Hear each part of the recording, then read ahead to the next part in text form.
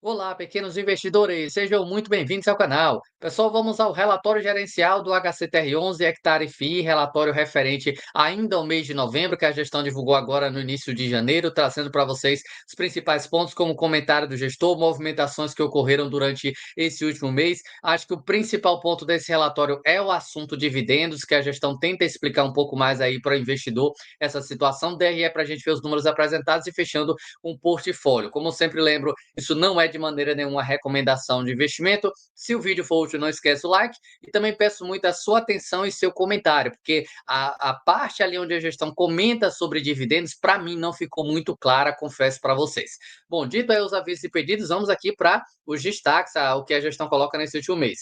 Zero de dividendos por cota, que ficou aí por conta dessa parte da CVM, a nova interpretação ou a interpretação que a CVM teve recentemente. Aqui eles deixam um pouco sobre a história raiz de high grade. E aqui a gente chega no comentário do gestor, que é onde está o ponto principal para mim do relatório, que é o assunto dividendos. Então vamos entender aqui o que aconteceu. No dia 27 de novembro, a Comissão de Valores Mobiliários, CVM, divulgou o comunicado ofício circular, conjunto, etc., destinado aos administradores e gestores de fundos de investimento imobiliário, contendo orientações complementares sobre a distribuição de resultados dos FIIs. No dia 6 de dezembro, a administradora comunicou ao mercado a não distribuição de rendimentos referente ao período de novembro, com o objetivo de adequar o regime de distribuição do fundo ao regime de caixa de maneira definitiva. Então, agora a gente tem um fundo com distribuição definitiva, regime caixa. Historicamente, a distribuição do fundo obedeceu ao regime de competência, enquanto obtivesse um saldo de resultado contábil acumulado positivo e uma geração de caixa compatível com a distribuição pelo regime de competência, respeitando o mínimo de 95% do resultado caixa apurado dentro do semestre de referência. Esse cenário perdurou até dezembro de 22, que foi quando a gente tinha todo mundo pagando. Em janeiro de 23, a distribuição do fundo passou a ser limitada ao resultado caixa apurado do fundo, que foi ali exatamente quando a gente viu ali os ativos ligados a Gramado Pax todos pedindo e conseguindo carência. Aqui a gente já teve a alteração. Resultado caixa, esse resultado caixa que a gestão comenta ali, até na DRS, a gente fala, tem um pouco, tem a parte de amortização, então não consigo dizer para vocês se de fato é tudo lucro caixa, porque para mim aquilo ali é mais geração de caixa do que lucro caixa, mas o que a gestão coloca aqui, que de fato eles distribuem lucro caixa ou resultado caixa, que é o apurado no mês aí, ou no semestre. Portanto, o entendimento seria que a adoção permanece no regime caixa, não deveria causar qualquer impacto no fluxo de distribuição de rendimentos aos cotistas, dada a necessidade de respeitar a distribuição mínima de 95% de resultado caixa. Então, no final das contas, a HCTR pagava no regime contábil, competência até final de 22, início de 23 gerou as carências, os problemas ali, começaram a pagar resultado caixa, e aí a gestão entendia que nessa situação, independente da interpretação da CVM, tinha direito de pagar. Bom, o que é que aconteceu nessa história toda? No período de novembro, o fundo apurou um resultado caixa de 37 centavos por cota, como foi comunicado em fato relevante. Eu fiz vídeo aqui para trazer sobre esse fato relevante. A impossibilidade de distribuição desses valores se fez necessária durante o aprofundamento das análises do potencial impacto da adoção do regime caixa, conforme orientação do ofício aí da CVM. Portanto, em respeito à legislação vigente, o fundo continuará a distribuir no mínimo 95% do resultado caixa apurado no semestre de referência, realizando a competência de valores não distribuídos dentro do período de referência. E aqui a gente encerra o comentário do gestor sobre o assunto dividendos. E aí a minha pergunta foi: alguém conseguiu entender se o fundo vai pagar dividendos ou não? Porque, sinceramente, eu não consegui entender. A única parte que eu sei é que o fundo agora vai pagar via regime caixa, resultado caixa. A única frase que eles deixam aqui de maior relevância para mim, além de explicar para o cotista o porquê que não houve dividendos, que a gente já sabia ali, que o gestor dizia que tinha que ia pagar, o administrador está dizendo que não vai pagar, e quem manda na parada é o administrador. O gestor não vai poder distribuir sem a autorização do administrador. Então, no final das contas, não pôde distribuir, agora vai ser regime caixa e a gestão fecha, portanto, em respeito à legislação vigente, o fundo continuará a distribuir o mínimo de resultado caixa, 95. Mas o fundo tem condição hoje de distribuir esses 95% do lucro caixa ou não?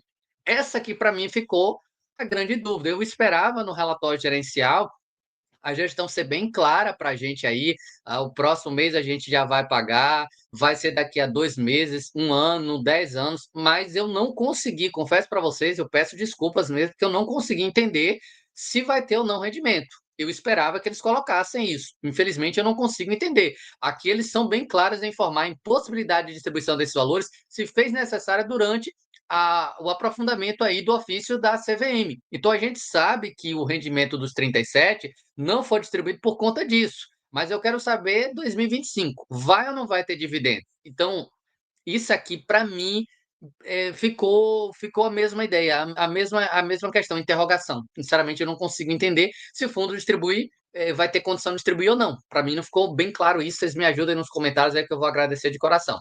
A atualização da carteira, que a gente vem para as movimentações, o que é que aconteceu durante esse último mês. No período, os ativos pertencentes à carteira do fundo não apresentaram alterações em suas dinâmicas de pagamento, portanto, permaneceram predominantemente dentro do cenário de recuperação de suas respectivas operações para a retomada gradual dos fluxos devido ao fundo e seus cotistas. Foram realizadas as seguintes movimentações: mais um aporte no HCST, ali em torno de 600 milhões de reais para andamento do projeto CETIM, que a gente já vem acompanhando aí, acho que um pouco mais de um semestre de todo mês investimento no projeto CETIM para ver se ele conclui.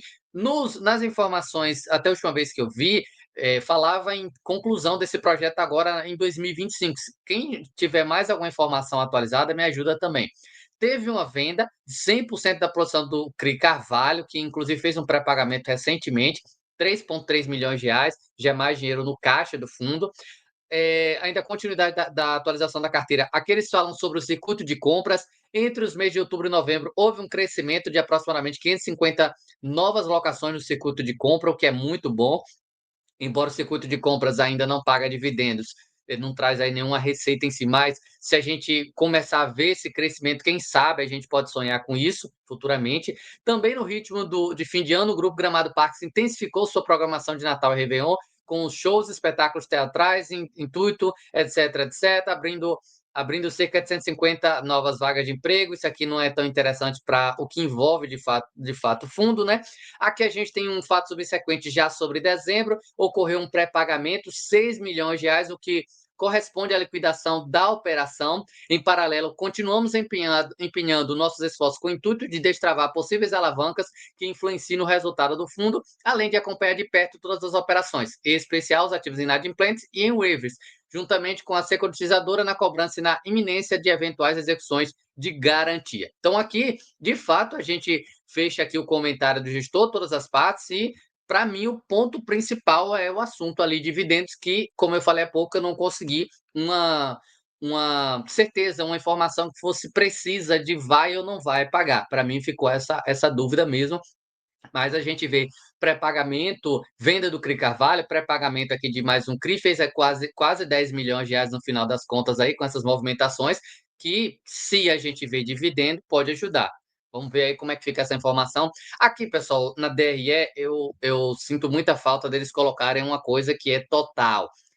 A alteração da CVM, ou essa interpretação que teve, o grande ponto foi o histórico, porque os fundos eles são obrigados a distribuir 95% do lucro caixa no semestre. Agora a CVM está dizendo que é o caixa ou contábil que seja, mas ele tem que ter condição desde o início, não é para colocar só o semestre, não. Como eu tenho HCTR só agosto, setembro, outubro, novembro, a menos que faça uma conta muito precisa aí de todos os dados desde o início do fundo, eu não sei se o fundo tem ou não condição de distribuir, muito menos o lucro caixa, que é o novo, é o que eles colocaram agora como regra. Eu tenho aqui fluxo de caixa, eu não sei se esse fluxo de caixa é 100% lucro, porque eu tenho aqui, por exemplo, amortização. E a amortização não é lucro, é devolução do principal. Mas, enfim, nós temos aqui o resultado do mês, que ficou ali 10 milhões de reais de CRI, sendo que e teve aqui 215 de fundo imobiliário, teve despesa de 700 mil reais, que é a gestão e administração, sobrou 10 milhões de reais, 46 centavos por cota. Olha o quanto que sobrou, net caixa.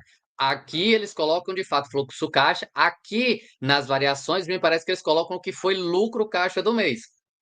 Considerando o recebimento de PMTs do mês e a crescida de dividendos do HCHG e do rendimento de aplicações líquidas Deduzindo-se as despesas do fundo, do veículo, o fundo gerou aproximadamente 34 centavos de resultado caixa. Então, perceba que aqui eles colocam 46 de net caixa, aqui eles colocam 34. Então, eu tenho aqui no fluxo caixa a geração de caixa do mês. Aqui nesse resuminho que eles colocam, acredito que eu tenho lucro do mês, lucro de 34. Olha a diferença de 34 para 46 que ele teve de net caixa. Então perceba que tem diferença entre fluxo caixa e lucro caixa. Isso aqui, para mim, acho que eles poderiam ser um pouquinho mais claros, colocar exatamente o que é lucro do mês, de onde é que veio, quanto que pagou de cada coisa, acho que ficaria muito melhor. E, em especial, colocar aqui, nessa parte da DRE, quanto que ele tem, talvez, no ano, ou pelo menos ao todo, quanto que o fundo gerou de lucro desde o início. Ele tem lucro acumulado ou não tem lucro acumulado? A gente sabe que até o último mês ele não tinha, por isso que ele não pagou dividendo, mas eu não sei se agora em janeiro ele já tem caixa para isso. Então, essa parte aí, para mim, de fato, me incomodou muito no relatório dessa vez. Eu esperei que, pelo atraso, eles trouxessem uma atualização melhor para a gente aí. Bom, carteira, para a gente fechar o vídeo, nós temos aqui 84% em CRI, fundo imobiliário é 15%, caixa dele é só 0,4%, deve aumentar, a menos que eles façam movimentações, porque teve ali aquele pagamento, aquele pré-pagamento de 6 milhões de reais. A parte de subordinação, nós temos aqui 59% em sênior e subordinada a 31%, indexador IPCA mais 10,5% ou IPCA mais 10,2%. XBXO é a maior posição, 64% do que ele tem em fundo imobiliário, o HCHG 20%, o HCST, mesmo com aporte de 600 mil quase que todo mês, ainda é só 7% do que ele tem em fundo imobiliário, e seu loteamento e Serra Verde é quase nada. Vamos ver como é que tá as operações aqui, adimplentes, em carência e inadimplentes. Nós temos 17% adimplente, e essa é uma parte que me deixa assim com dúvida, como é que um fundo tem 17% adimplente e consegue gerar 50 centavos de lucro. Então, para mim, aquela conta mostra o quanto que tem dúvida entre geração de caixa e lucro caixa. Para mim, não fica muito claro. Nós temos 17% em dias, em carência de juros 77%, 6% hoje é inadimplente. Vamos esperar agora nesse mês de janeiro, se isso é alguma boa notícia. Porque CRI Hope é para voltar a pagar, e é aqui 20% do patrimônio quase. OneHold é para voltar a pagar também quase 20% do patrimônio. GPK lá para o meio do ano não vai fazer diferença agora. Mas CRI Hope e CRI One, se esses dois voltarem a pagar, é mais ou menos uns 35% do patrimônio. Então isso poderia fazer com que o fundo saísse de 17% para 50% aí. Então é muita coisa mesmo, se a gente vê CRI Hope e CRI One voltando a pagar. Para fechar aqui o vídeo, pessoal, só compartilhando e fazendo um convite, na verdade, seja membro do canal. A partir de R$ 1,99 você tem acesso aí a alguns benefícios exclusivos. E o principal benefício é a contribuição para você continuar mantendo esse canal ativo. Se você gosta do conteúdo que é publicado diariamente, R$ 1,99 ao mês eu acho que não vai te fazer falta, mas pode ter certeza que vai ajudar muito o canal. R$ 2 você não compra nenhum pastel hoje, mas com certeza você vai ajudar muito o canal se você puder contribuir. Eu sei que não é obrigatório, cada um faz o que acha melhor, o canal que acha melhor. Existem muitos canais de investimento, mas se você puder escolher o meu para se tornar membro, eu vou agradecer de coração. R$ 1,99.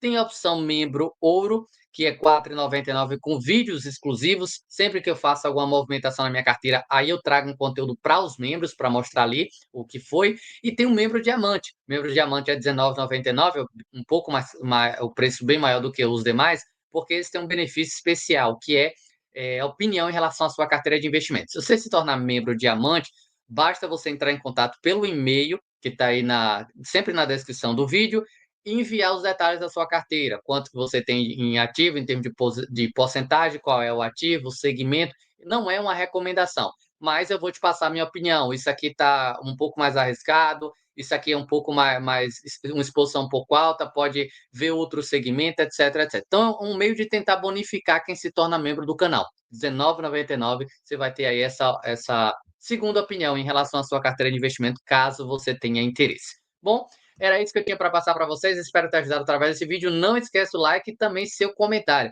Vocês conseguiram identificar no relatório quando que o HCTR vai voltar a distribuir dividendos?